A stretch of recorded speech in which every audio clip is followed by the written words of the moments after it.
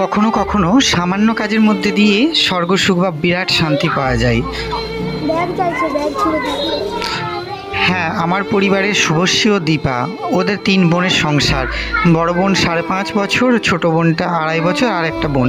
তো ওদের আবদার ব্যাগ ছিঁড়ে গেছে। সত্যি ব্যাগটা যা জীর্ণ দশা, ব্যাগগুলো ছিঁড়ে গেছে। তাই আমি আমার জ্যেষ্ঠ সন্তানের এর মধ্যে কিছুদিন আগেই ব্যাগ দিয়েছি। তাই এই দুজনকে আজকে ব্যাগ দিলাম আর কি।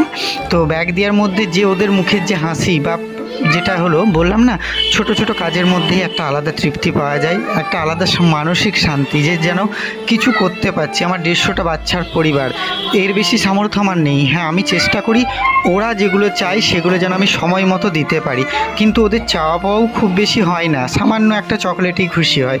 যেমন ব্যাগের সাথে ছোট্ট একটা করে কেক দিলাম, তাতেই তারা খুশি, আর কিচ্ছু চায় না। এই ব্যাগ পেয়ে ওদের মুখে যে হাসি